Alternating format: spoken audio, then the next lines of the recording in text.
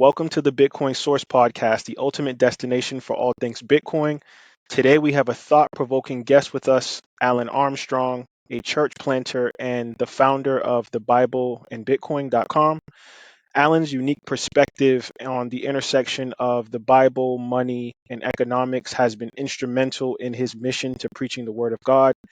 Um, we definitely will see some valuable insight today, ladies and gentlemen, on what Alan has to say about Bitcoin and the intersection of him teaching the word and being a pastor in the ecosystem. So, welcome, Alan.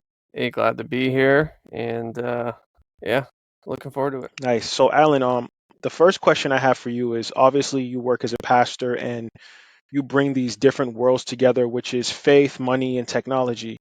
Could you share how you discovered the connection between the Bible and Bitcoin and what motivated you to explore these seemingly distinct areas? So in 2020, well, no, let's go back to 2017. Actually, during that cycle, uh, Bitcoin sort of came on my radar. Now, before this, I had an opportunity many years ago. It feels like many years ago, to get I don't remember how many, but a good chunk of Bitcoin out of a Bitcoin faucet back when that was a thing.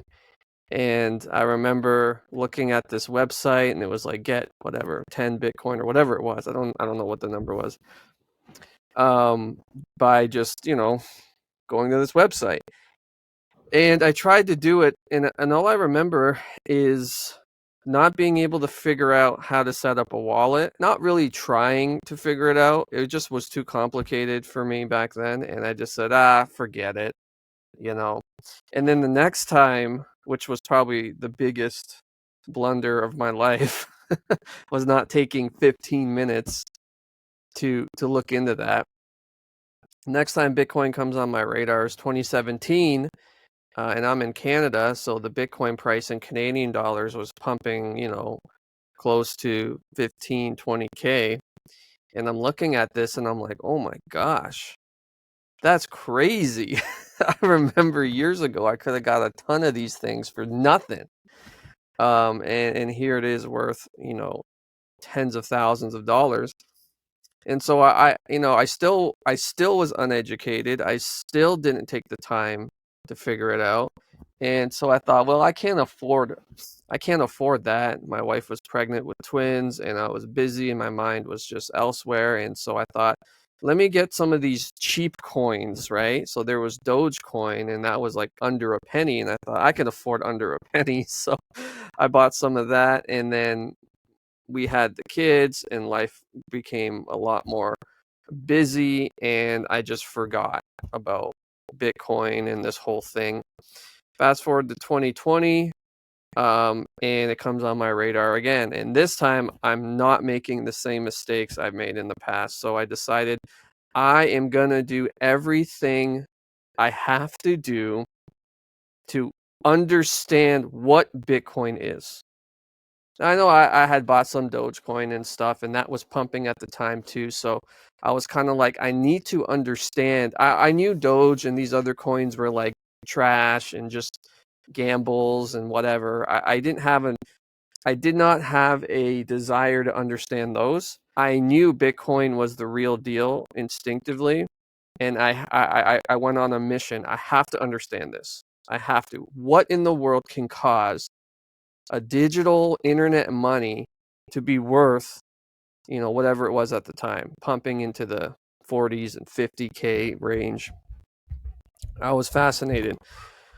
So I thought I would, figure this out. And I asked some friends who I knew were involved, and they just confused me more. And I went on websites, 99bitcoins.com, and these other websites, watched videos, and it just didn't click.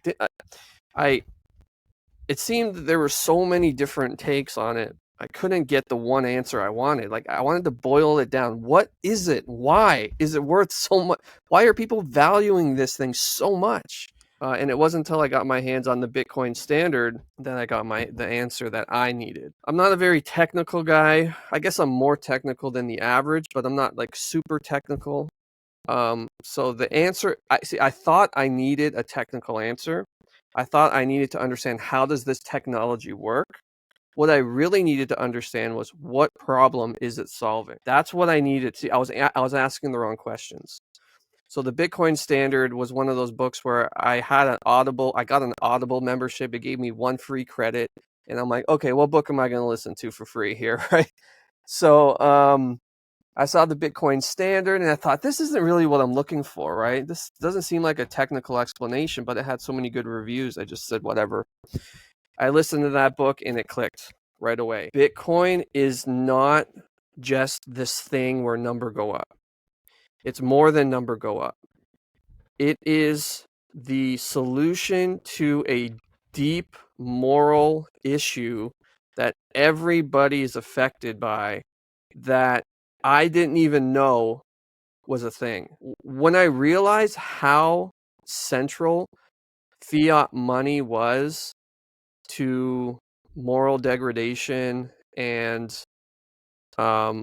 the issues in our societies, how did I miss this? And at that moment, it became less about making a ton of money and more about fixing a moral issue. So in that moment, Bitcoin became, as a Christian, I saw it and I was stuck. I had to be a Bitcoiner now. My Christian faith compelled me to be a Bitcoiner because of the immoral injustices brought on by fiat and the solution that Bitcoin brought to that problem. I had no choice. And from there, the rest is history. There's so many people out there that lately, I think outside of the US or even within the US, a lot of people are taken aback by Bitcoin because they think it's all about number go up.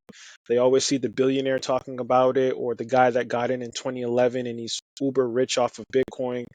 I think that some people cannot connect with that kind of approach because a lot of people don't have money. And just to hear your story, Alan, about getting in early, not being really efficient or educated on it, things getting in the way, life getting in the way, and then that experience of like kind of missing out or having that FOMO propelled you into educating yourself. And when you said the only thing that made sense to you was the Bitcoin Standard, it made me laugh because the Bitcoin Standard and the Sovereign Individual were the two books that really made me snap into it. But I kind of want to delve into just your ministry and like what you've done so far. So like for example, the Bible contains, various references to money, stewardship, economic principles. How do you navigate these ancient teachings in the context of modern financial systems and cryptocurrencies, and what timeless lessons can we learn about money role in our lives? Yeah, after the Bitcoin Standard, I became obsessed about learning more, and podcasts was a huge element of that education, right? And like my story and your story just testified to the fact that all that's missing is education. If we could get the education out there and help people understand what it really is, then that's like 70 to 80% of the battle of Bitcoin adoption. Only reason I didn't use that Bitcoin faucet, I didn't have well, maybe it's just because I was lazy. Perhaps education was out there, but it wasn't as in my face as it needed to be. In 2017, same thing. I think the Bitcoin Standard came out in 2018 or shortly after 2017. I forget. I actually have a copy right here, but it's just we need that education. That's the most important thing, especially worldwide and in other parts of the country too, or the world. Yeah. So basically, there's principles in the Bible that can be applied universally in any place at any time, because it's timeless. So the distinction I like to make is between God's monetary policy and the monetary policy in the world. I had never broken it down in these terms prior to understanding what fiat was and what Bitcoin. See, what Bitcoin really did for me was not really open my mind to technology, more so than understanding what is. Understanding the fiat system and what's going on in the world. really behind the scenes. And it's not really behind the scenes, it's pretty in your face. So I never done that. I never looked at the Bible and what God says about money and and what's the word I'm looking for? Uh examined the fiat system in light of that. What I did and what most Christians do is they just take it for granted. Fiat money is money, period. Don't question it. And what does the Bible say about money? Apply it to fiat. Doesn't work though, right? Because the Bible says the borrower is the slave of the lender. The Bible says, to be prudent and to save. Well, in fiat, and those are good principles. However, in fiat world, everything gets turned upside down. Now the saver is the loser because we don't have a moral system. We don't have a hard money system where it makes sense to save money. It doesn't make sense to save what another person can print. I have a friend who just recently told me when he was a teenager, he literally printed money, like in his bedroom. He got a printer, he got some of that cotton paper, that, specialty cotton paper, and he perfected the $5 bill. And he printed thousands and thousands and thousands of dollars. Now, some would go, bro, you're counterfeiting. And he was counterfeiting. But he was counterfeiting the counterfeit, right? The only reason what he did was illegal was because the people who print the money have the guns. And so your mind gets sort of wrapped up in this whole thing, and once you realize what it is, the moral lines become distorted, right? Because it's like, yeah, counterfeiting money is wrong, but wait a minute, what money are you counterfeiting? So now the moral lines are distorted, and you don't know who's right and who's wrong, who's evil and who's good. So the Bible has a simple monetary policy that takes these moral distortions and clarifies it, flattens it out so that it's very simple to understand, good and bad. And the moral or in the monetary policy of God is this: to have an equal and just weight, an equal and just measure.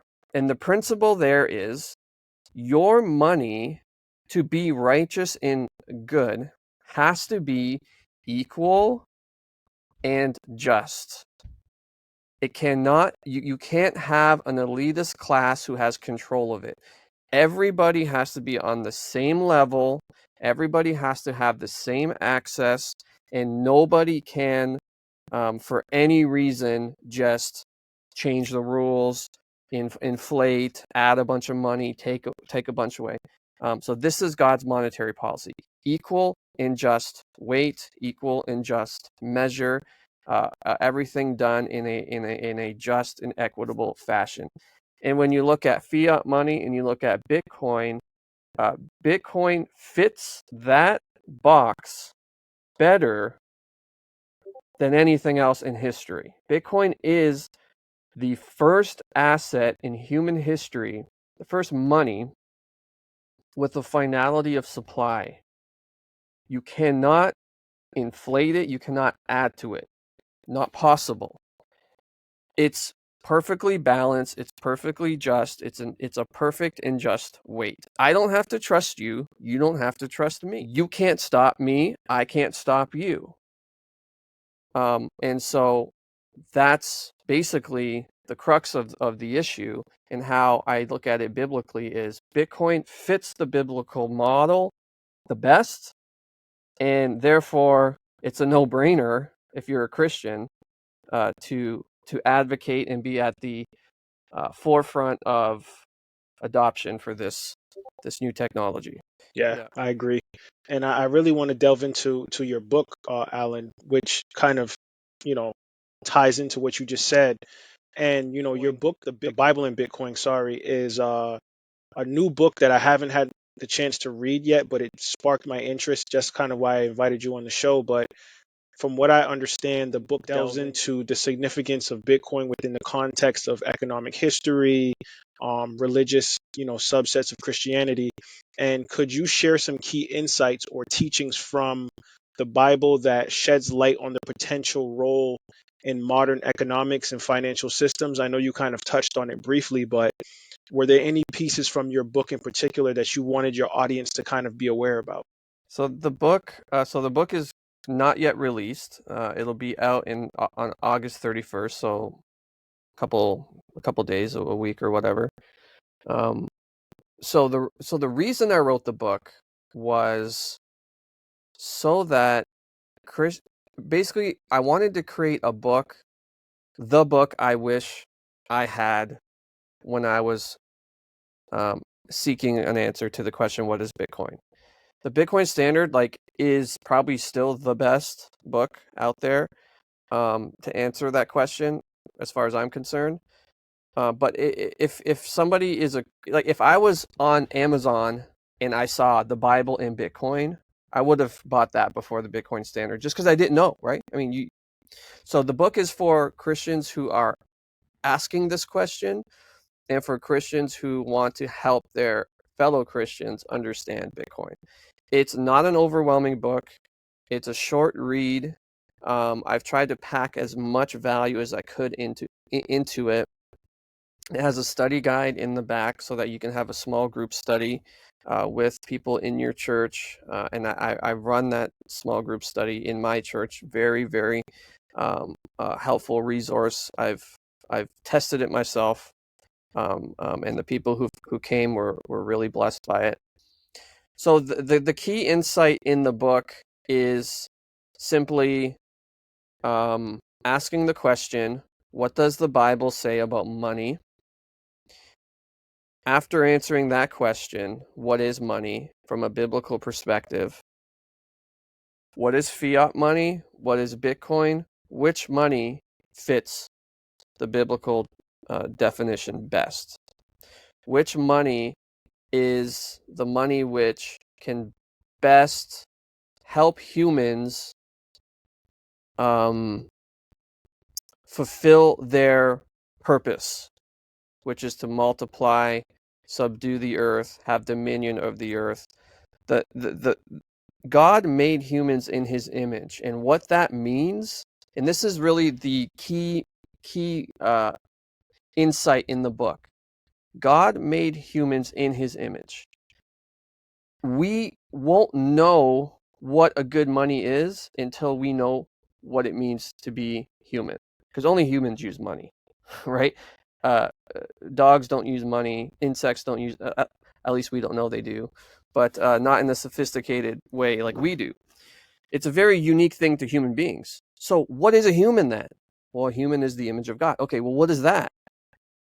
To be made in God's image means you have been given the mandate to take the earth and subdue it, to rule in it, to cultivate it. The Bible starts with Adam and Eve in a garden. It ends in Revelation in a city. That's not a coincidence, because what God wants you to do is take the raw materials he's created and use it to multiply more imagers of God and create a place on this earth where everyone can flourish, can prosper, and be at peace. That's what it means to image God, to rule the earth as God would rule the earth, to be his representatives here. Okay, that's the goal, that's the mandate, that's the purpose, and it's only accomplished through Christ. Now, if that's the case, then we need a money to facilitate that. Now, let's ask that question. So the rest of the book kind of unpacks that. And I make the argument that Bitcoin, at the current time in history we live, is the best tool to that end. It's the best tool to be used as money for humans to fulfill their purpose. So it's sort of philosophical, but it's also I hope it's very accessible and easy for anybody of any level of understanding to read. Lately, you have so many people that are referencing the Bible and they're talking about revelation, and they're talking about this form of digital money that's supposed to be coming out that's going to control society, and this one world dollar. And people love to throw Bitcoin into that pile. And I always look back at the incentives behind money, the energy behind money, right? And I think that fiat, the incentives, the reason why it's being printed are more on the negative side of the spectrum than the positive, versus with Bitcoin, the incentive for Bitcoin is to receive more hash rate, to use energy, convert it into digital currency, to convert it into spending power. There's nothing controlling the mechanism that makes more Bitcoin versus the mechanism that creates more fiat are people that we've never seen before, people that we don't know their true intentions. And I think that that kind of, for me, changes the conversation when people try to attach Bitcoin to a CBDC or the US dollar or the Canadian dollar.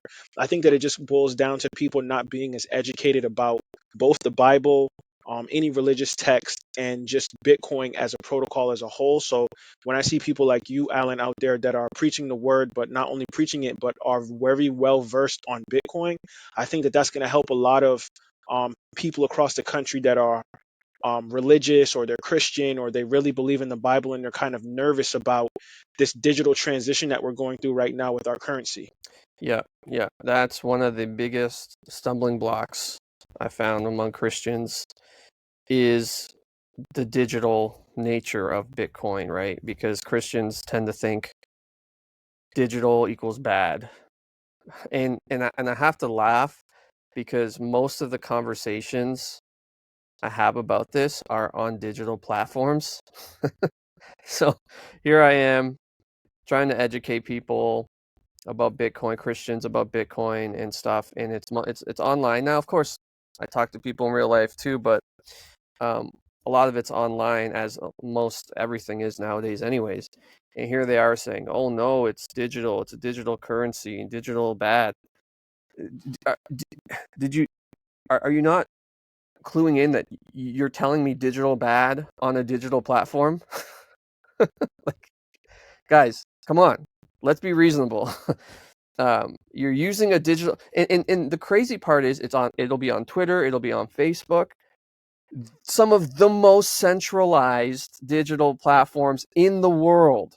These people are on them saying we need to fight the digital takeover. It's like you're doing a horrible job by giving all your info to Mark Zuckerberg and Elon Musk.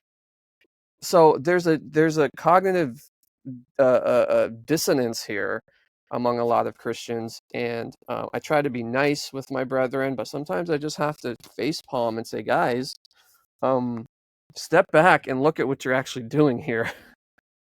I'm advocating for a decentralized, rules without rulers monetary network that can give freedom, monetary freedom, to every human being in the world, from Canada to the US to Asia to Africa to South America to Australia to Antarctica, even. Um, every human can tap into this network. No one can stop them. It's censorship resistant, and you can send money to anybody without any a middleman. I mean, like, being involved in church ministry and in mission work and raising money and sending money to different places in the world, it is sometimes a nightmare to try to get money to somebody on the other side of the world who's doing missions or whatever they're doing. The red tape, the charity statuses in different countries, the different laws, it's just, oh my gosh, it's too much. But Bitcoin is just so easy. Send. Done. It goes to them directly. Finished. Low fees, finality of what's the word? A final settlement. It's just a beautiful and easy thing. And once ministries start to use it and see how easy it is and how it just simplifies everything, I'm hoping that it just takes off, because I've done fundraising a lot of fundraising in my life, and I'm not exaggerating when I say Bitcoin fundraising is the most enjoyable. It just takes all the red tape out of it, and it's not just a hard money. It's just not just a moral network. It's just a more efficient network on top of that. It's just a better user Really experience. am looking forward to seeing kind of the response, but it makes me think about, like, I've written a couple Bitcoin books myself, and I think that one of the biggest things that you have to overcome is, of course, marketing the book. And I know recently, of course, you do this all the time. You evangelize for the word of God. You go out and peacefully tell people about the word. And I saw an article recently where you were shut down for preaching in Windsor. Like, what was that about? And do you think that that will impact you pushing out this book when you're trying to market it in a few months? So that was just a manifestation of Fiat in the real world. Ever since COVID times, are you in the United States? I'm assuming. Yeah. So I don't know exactly where you are there, how things are as far as with police, but here, ever since COVID, it seems like the police they haven't got out of this COVID mind where they can just write a ticket for anything and get away and get or do whatever they want.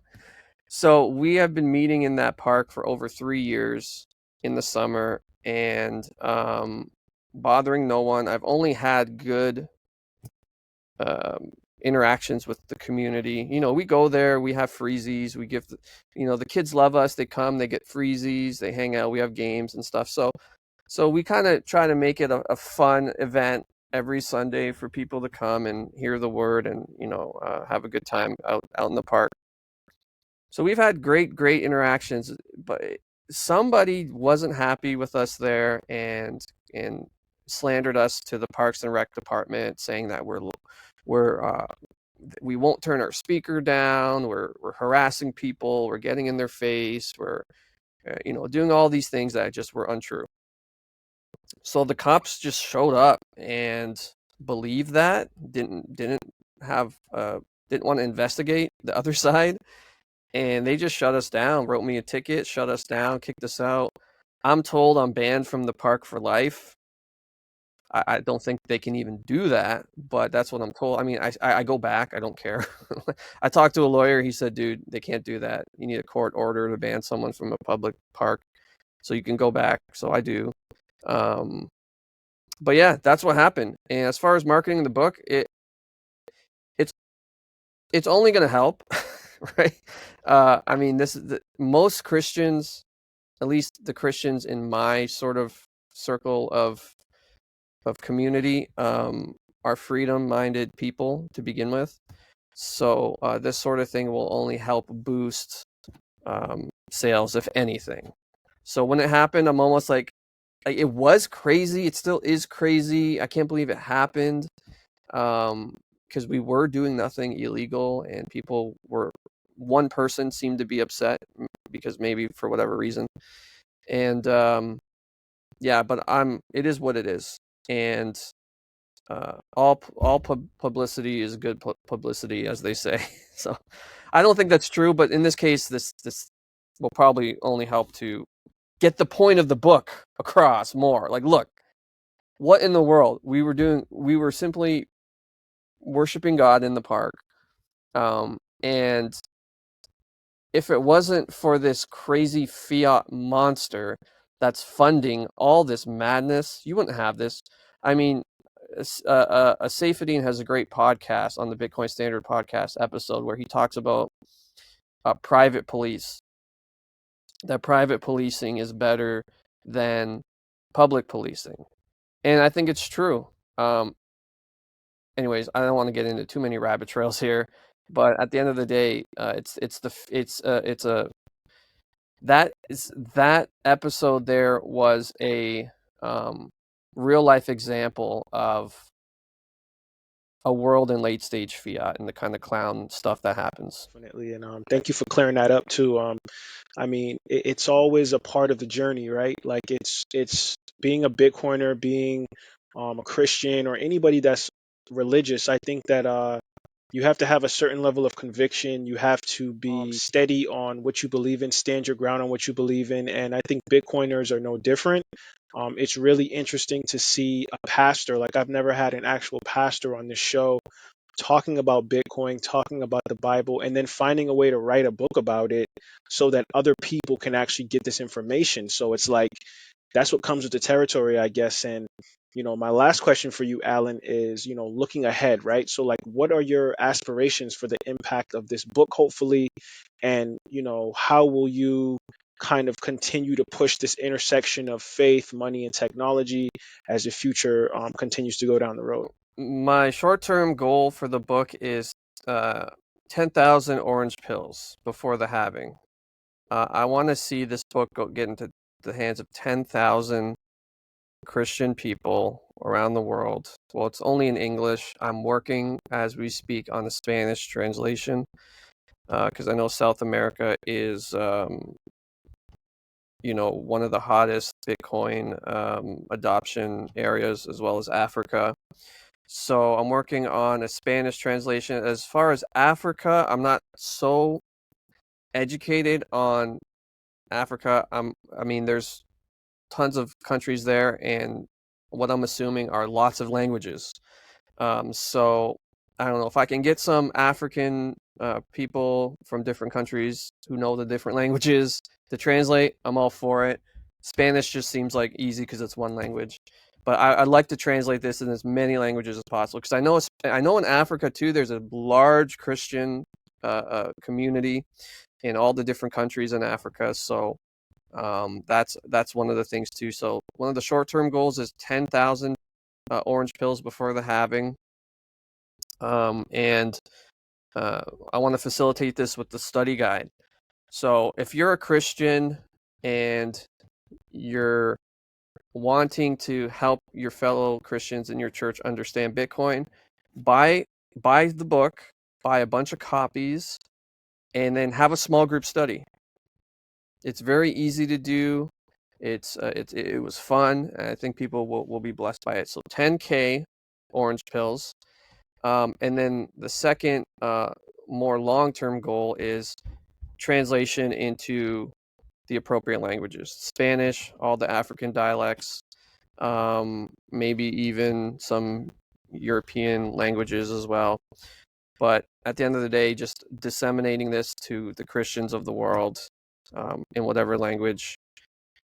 I don't know if Chinese is necessary. There is a large Chinese Christian population, but they know about Bitcoin quite well there.